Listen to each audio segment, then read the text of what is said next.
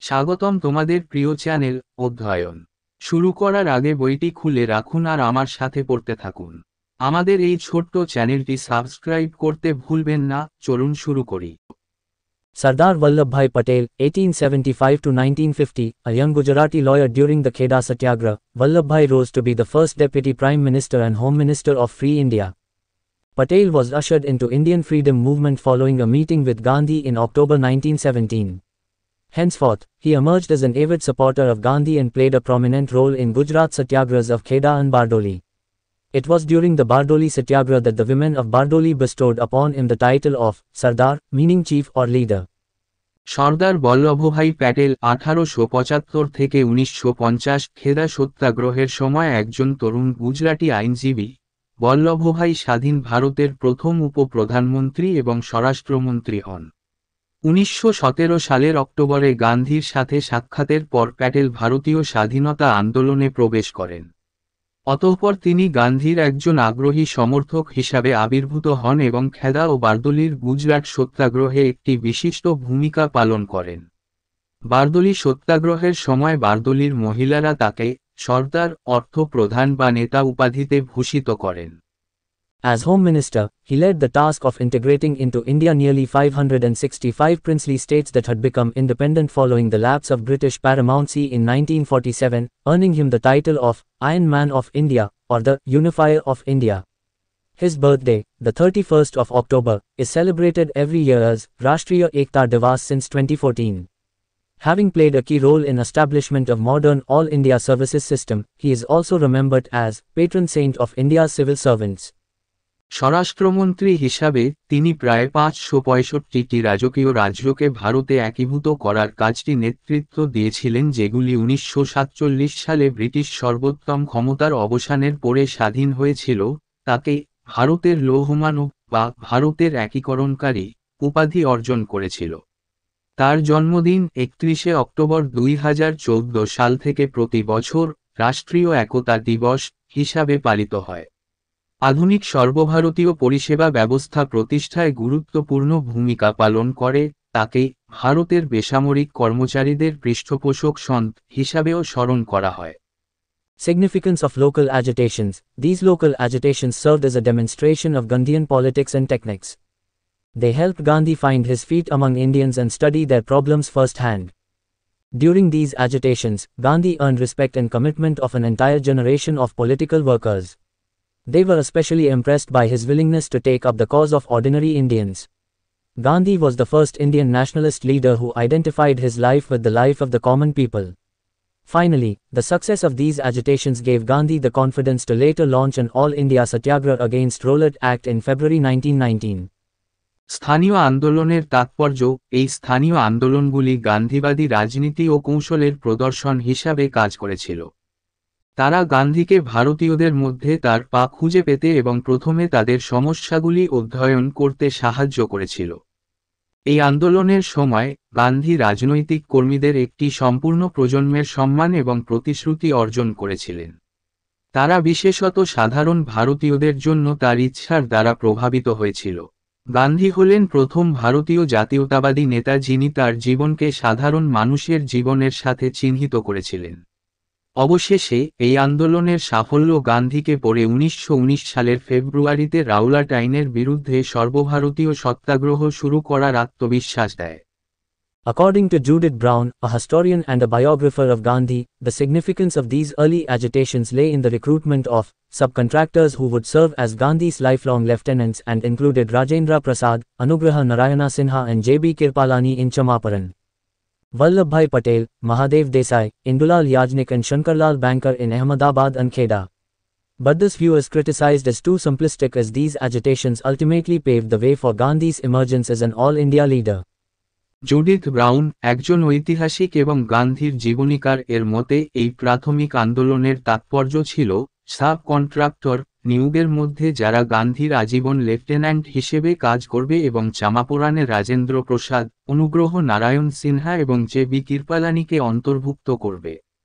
বল্লভভাই প্যাটেল, মহাদেব দেশাই, ইন্দুলাল ইয়াজনিক এবং শঙ্করলাল ব্যাংকার আহমেদাবাদ ও খেদা কিন্তু এই দৃষ্টিভঙ্গিটি খুব সরলীকৃত হিসাবে সমালোচিত হয় কারণ এই আন্দোলনগুলি শেষ পর্যন্ত গান্ধীর সর্বভারতীয় নেতা হিসাবে আবির্ভাবের পথ প্রশস্ত করেছিল। Gandhi's recruiting campaign. Even as Kheda Satyagraha was going on, the Viceroy Lord Chelmsford invited various leaders including Gandhi to a war conference in Delhi. First World War was still going on. Gandhi hesitated on account of several reasons, the principal one being the exclusion from it of leaders like Lokmanya Tilak, Annie Besant and the Ali brothers, who were in jail then, whom Gandhi regarded as representatives of large masses of people. At the same time, Gandhi was seeking friendship of patriotic Muslims and he felt that the task would become much easier if he could secure the release of the brothers, and a just settlement of the Khilafat question. He therefore went to Delhi and planned to submit the Muslim case to the Viceroy, despite much criticism from his friends and critics for his attitude towards the Khilafat question which had not then assumed the shape it did subsequently. গান্ধীর recruiting campaign. এমনকি যখন খেদা সত্যাগ্রহ চলছিল, viceroy Lord Chelmsford গান্ধীসহ বিভিন্ন নেতাকে দিল্লিতে একটি যুদ্ধ সম্মেলনে আমন্ত্রণ জানান। প্রথম বিশ্বযুদ্ধ তখনও চলছিল। গান্ধী বিভিন্ন কারণে ইতস্তত করেছিলেন, যার প্রধানটি হল লোকমান্য তিলক, অ্যানি বেসান্ট এবং আলী ব্রাদার্সের মতো নেতাদের, যারা তখন কারাগারে ছিলেন, যাদেরকে গান্ধী জনগণের বিশাল জনগণের প্রতিনিধি হিসাবে গণ্য করেছিলেন, তাদের এটি থেকে বাদ দেওয়া। একই সময়ে গান্ধী দেশপ্রেমিক মুসলমানদের বন্ধুত্ব চেয়েছিলেন এবং তিনি অনুভব করেছিলেন যে কাজটি আরও সহজ হয়ে যাবে যদি তিনি ব্রাদার্সের মুক্তি এবং খিলাফত প্রশ্নের একটি ন্যায়সঙ্গত নিষ্পত্তি করতে পারেন। তাই তিনি দিল্লি গিয়েছিলেন এবং খিলাফত প্রশ্নে তার মনোভাবের জন্য বন্ধু ও সমালোচকদের কাছ থেকে অনেক সমালোচনা সত্ত্বেও ভাইসরয়ের কাছে মুসলিম মামলাটি জমা দেওয়ার পরিকল্পনা করেছিলেন, যা পরবর্তীকালে এটির আকার ধারণ করেনি। But on reaching Delhi, another difficulty arose when Dinabandhu Andrews questioned the morality of Gandhi's participation in the war conference. However, the Viceroy, with whom Gandhi shared cordial relations, made an emotional appeal: if you believe that India has, on the whole, benefited by the British connection, would you not admit that it is the duty of every Indian citizen to help the empire in the hour of its need? Gandhi finally decided to attend the conference out of his regard for the Viceroy, if nothing else. কিন্তু দিল্লিতে পৌঁছানোর পর আরেকটি অসুবিধা দেখা দেয় যখন Dinabandhu Andrews যুদ্ধ সম্মেলনে গান্ধীর অংশগ্রহণের নৈতিকতা নিয়ে প্রশ্ন তোলেন। যাই হোক, ভাইসরয়, যার সাথে গান্ধী সৌহার্দ্যপূর্ণ সম্পর্ক রেখেছিলেন, একটি আবেগপূর্ণ আবেদন করেছিলেন: যদি আপনি বিশ্বাস করেন যে ভারত সামগ্রিকভাবে ব্রিটিশ সংযোগের দ্বারা উপকৃত হয়েছে, তাহলে আপনি কি স্বীকার করবেন না যে প্রত্যেক ভারতীয় নাগরিকের কর্তব্য হল সাহায্য করা সাম্রাজ্য তার প্রয়োজনের সময়? গান্ধী শেষ পর্যন্ত ভাইসরয়ের প্রতি সম্মান দেখিয়ে সম্মেলনে যোগ দেওয়ার সিদ্ধান্ত নেন, যদি না হয়। The Viceroy was very keen on Gandhi supporting the resolution about recruiting. Gandhi spoke but one sentence to this effect in Hindustani: with a full sense of my responsibility I beg to support the resolution. That was the first instance within living memory of anyone having spoken in Hindustani at such a meeting. The Viceroy left for Simla immediately after the conference. Thus Gandhi dispatched his letter on Muslim demands to the Viceroy. The letter was simultaneously published. In a separate letter to the Viceroy, Gandhi clarified that in supporting Britain in its hour of need, India expects to be rewarded with home rule. Gandhi declined any financial assistance to Britain, stating that India had already donated to the empire beyond her capacity. He ended the letter by reiterating his faith in the British sense of justice and his love and loyalty towards the English nation. Viceroy Gandhi নিয়োগের প্রস্তাব সমর্থন করার জন্য অত্যন্ত আগ্রহী ছিলেন। গান্ধী হিন্দুস্তানি ভাষায় এই প্রভাবের জন্য একটি বাক্য বলেছিলেন: আমার দায়িত্বের পূর্ণ বোধের সাথে আমি প্রস্তাবটিকে সমর্থন করার জন্য অনুরোধ করছি। এমন একটি সভায় হিন্দুস্তানি ভাষায় কথা বলার জীবন্ত স্মৃতিতে এটিই প্রথম ঘটনা। সম্মেলনের পরপরই ভাইসরয় সিমলার উদ্দেশ্যে রওনা হন। এইভাবে গান্ধী ভাইসরয়ের কাছে মুসলিম দাবির বিষয়ে তার চিঠি পাঠান। চিঠিটি একই সাথে প্রকাশিত হয়েছিল।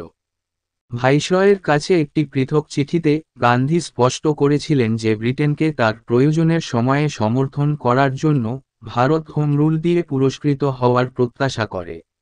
গান্ধী ব্রিটেনকে কোনো আর্থিক সহায়তা প্রত্যাখ্যান করেছিলেন এই বলে যে ভারত ইতিমধ্যেই সাম্রাজ্যকে তার সামর্থ্যের বাইরে দান করেছে।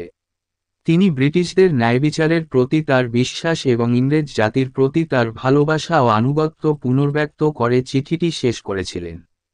After dispatching his letter, Gandhi left for Kheda and started his recruitment work, but he was in for a rude shock. You are a votary of Ahimsa, how can you ask us to take up arms? What good has government done for India to deserve our cooperation? These and similar questions were raised and people hardly offered themselves as recruits. However, Gandhi persisted and argued that, if the middle classes render voluntary help to government in the hour of its trial, distrust will disappear, and the ban on possessing arms will be withdrawn, i.e. Arms Act shall be repealed. Soon the war ended with the complete defeat of Germany, ending Gandhi's recruiting campaign. তার চিঠি পাঠানোর পর গান্ধী খেদা চলে যান এবং তার নিয়োগের কাজ শুরু করেন, কিন্তু তিনি একটি অভদ্র ধাক্কা খেয়েছিলেন। আপনি অহিংসার ভক্ত, আমাদের অস্ত্র ধরতে বলবেন কি করে? আমাদের সহযোগিতা পাওয়ার জন্য সরকার ভারতের জন্য কি ভালো কাজ করেছে? এই এবং অনুরূপ প্রশ্ন উত্থাপিত হয়েছিল এবং লোকেরা খুব কমই নিজেদের নিয়োগকারী হিসাবে প্রস্তাব করেছিল। যাই হোক, গান্ধী অবিচল ছিলেন এবং যুক্তি দিয়েছিলেন যে, যদি মধ্যবিত্তরা তার বিচারের সময় সরকারকে স্বেচ্ছায় সাহায্য করে, তাহলে অবিশ্বাস চলে যাবে, এবং অস্ত্র রাখার নিষেধাজ্ঞা প্রত্যাহার করা হবে, অর্থাৎ অস্ত্র আইন বাতিল করা হবে। শীঘ্রই যুদ্ধ জার্মানির সম্পূর্ণ পরাজয়ের সাথে শেষ হয়, গান্ধীর নিয়োগ অভিযানের সমাপ্তি ঘটে। Excerpt from Gandhi's letter to the Viceroy. I would make India offer all her able-bodied sons as a sacrifice to the empire at its critical moment. We must perceive that, if we serve to save the empire, we have in that very act secured home rule. ভাইসরয়কে লেখা গান্ধীর চিঠির উদ্ধৃতি, আমি ভারতকে তার সমস্ত ক্ষমতাসম্পন্ন পুত্রকে সাম্রাজ্যের কাছে তার সংকটজনক মুহূর্তে উৎসর্গ করতে দেব। আমাদের অবশ্যই উপলব্ধি করতে হবে যে, আমরা যদি সাম্রাজ্যকে বাঁচানোর জন্য কাজ করি, তাহলে আমাদের সেটাই আছে। আইন সুরক্ষিত হোম রুল। এখানেই এই ভিডিওটি শেষ করলাম। পরবর্তী ভিডিওতে আমরা বাকিটা পড়ব।